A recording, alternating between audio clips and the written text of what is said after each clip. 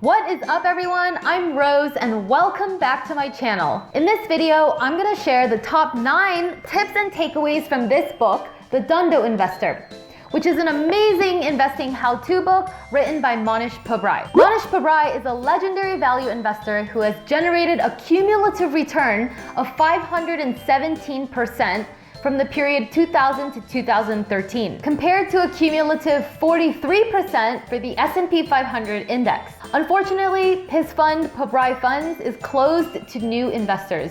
But the next best thing to having him manage your money is to learn how to invest the way he does. The Dhandho Investor is based on one key premise, that the key to generating high returns with low risk is by taking asymmetrical bets. In other words, taking investments that have a huge potential for upside and a very small potential for downside. Heads I win, tails I don't lose much. This low risk, high return approach to investing is what Mohnish calls the Dhandho method. So if you want to learn some valuable tips and tricks that will help you turn a small amount of money into a fortune with low risk, then keep watching. Before we get started, have you subscribed to my channel yet? If not, what are you waiting for? My channel is all about stock investing for beginners, and you're gonna learn a ton about how to put your money to work intelligently. So make sure to subscribe and hit the notification bell because I post new videos like this every week. One of the most remarkable examples he gives of the Dhandho method is the story of the Patels. The Patels are a small ethnic Indian group that came to the US in the 1970s with nothing. And using Dhandho investing principles, the Patels went on to become the largest owner of motels in the entire country. So how does a penniless family of immigrants go from $0 to $40 billion in motel assets in the span of a few decades? The answer is Dhandho investing. The book synthesizes the Dhandho method into 9 key principles. So let's go over each of these 9 principles. The first is to focus on buying existing businesses. Since existing businesses are much less riskier than startups, Mohnish recommends investing only in companies that have a proven business model and a stable history of operations. And he says that the best way to do that is via buying stocks of publicly traded companies. If you examine the performance of various asset classes over the past century, you'll see that stocks do better than all of the other main asset classes: bonds, real estate, gold, etc. Not only that, but it's the easiest way to become a business owner. Because when you buy a stock, you get an ownership stake in the business, but you don't have to actually run the business yourself. So you get to reap the rewards of business ownership without doing any of the heavy lifting yourself. Plus, you can do this with whatever cash you have in your wallet. As long as you have enough money to buy just one share of the company you want to invest in, you can afford an ownership stake in basically any publicly traded company. So to summarize the first principle of Dhandho investing, focus on buying existing businesses and do this via the stock market. And now for principle number 2. Invest in simple businesses. The Dhandho investor avoids investing in complicated companies. Why? There's actually a very numbers-driven reason for this. In order to assess whether an investment is a good deal or not, you need to first know the intrinsic value of a business. The formula for estimating what a business is worth, or estimating its intrinsic value, is by adding up all the cash flows that will occur during the life of the business and then discounting them at a reasonable interest rate. A business's worth is derived from the cash flows that it generates. It's not just pulled out of thin air. So this is called a discounted cash flow analysis. In the book, Mohnish explains this with the example of the neighborhood gas station. So let's say that the owner of the gas station puts it up for sale at a price of $500,000. And you know that after 10 years, the gas station can be sold for $400,000. And then during those 10 years, the gas station will put $100,000 in your pocket every year for the next 10 years. So that gives an estimated timeline of cash flows that looks like this: $100,000 every year for 10 years, plus a lump sum of $400,000 in the 10th year. And because these cash flows are future cash flows, they have to be converted into present day dollars. If interest rates are 10% right now, then the present value of these cash flows look like this. Comparing future cash flows in present day terms ensures that we're comparing apples to apples, since the purchase price is also in present day terms. So the sum of the cash flows in present value terms is $768,000. This is what the business is really worth. So is it a good deal? Well, considering that you can buy the gas station for $500,000, it's a great deal because you're paying a lot less for the business relative to its intrinsic value of $768,000. Discounted cash flow analysis is hands down the best way to assess investment opportunities. But you can see that estimating future cash flows is not always an easy task. When it comes to predicting the future, nobody has a crystal ball. That's why the Dhandho way to deal with this uncertainty is to invest only in simple businesses where the future cash flows can be estimated with relative confidence. So the cash flows of a gas station, while they're not completely guaranteed, they're a lot more estimatable, is that even a word?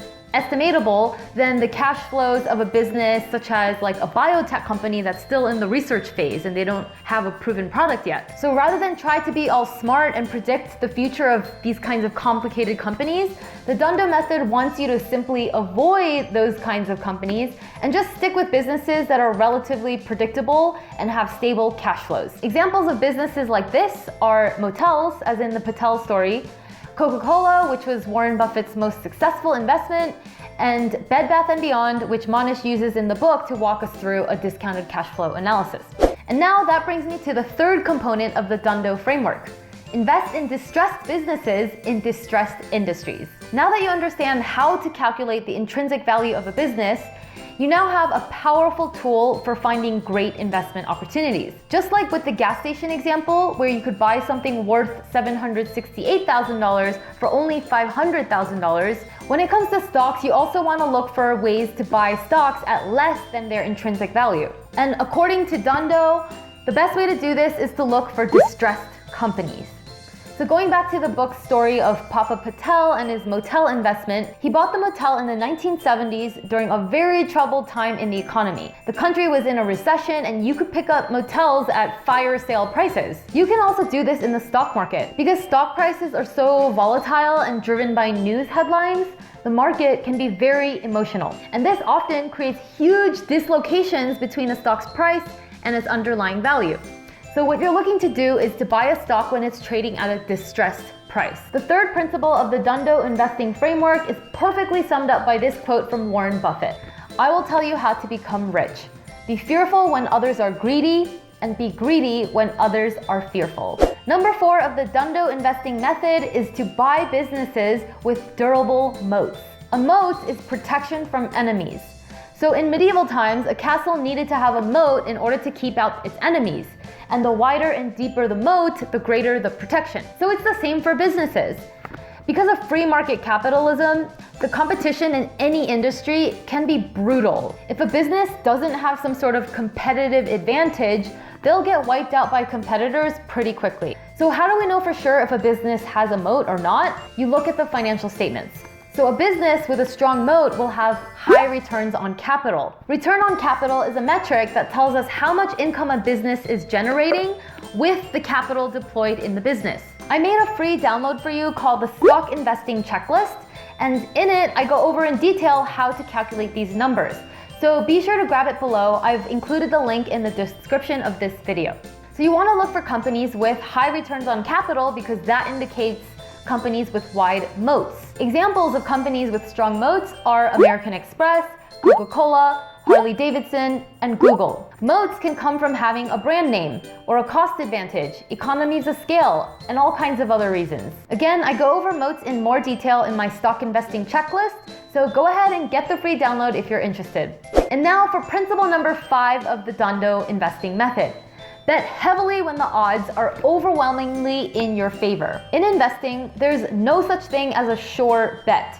But as a Dhandho investor, when you come across a high probability bet, you want to bet heavily. With the Patel motel example, the Patels saw an opportunity with huge upside and very limited downside, and they jumped on it. They had an opportunity to buy a motel with only $5,000 of their own money, borrow the rest, and potentially make huge profits. So even though $5,000 was their entire life savings, the odds were so good that they went all in. If you find a company that has a simple business model and they have a strong moat, it's under temporary distress, and the stock price has collapsed so much that you can buy it for less than half of the intrinsic value, then Mohnish recommends that you bet heavily. Because with a setup like that, you have a high probability of huge success and then a very low probability of moderate failure. It's this asymmetrical risk that we're looking for. In the book, Mohnish also explains something called the Kelly formula, which is a simple mathematical formula that tells you exactly how much of your money to bet on any one investment opportunity.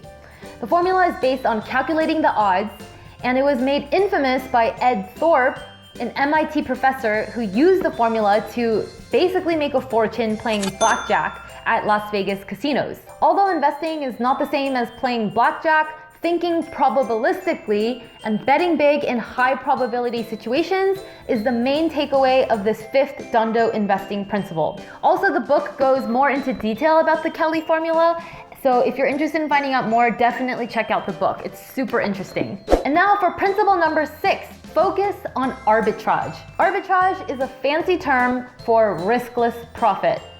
An example of arbitrage is, for example, if gold is trading at $600 per ounce in London and $610 per ounce in New York, then you would buy it in London and then sell it in New York for a $10 riskless profit. And then there's Dhandho style arbitrage. The Patel Motel is a perfect example. Because the whole family lived and worked in the motel, the Patels had virtually no overhead. There were no salaries to pay, and they were able to offer their rooms at the cheapest prices while still maintaining fat profit margins. So they had an arbitrage spread over all of their competitors. That's why they were able to scale and grow so quickly and do so well. Other examples of Dhandho-style arbitrage spreads are category killers like Walmart, Home Depot, and Geico.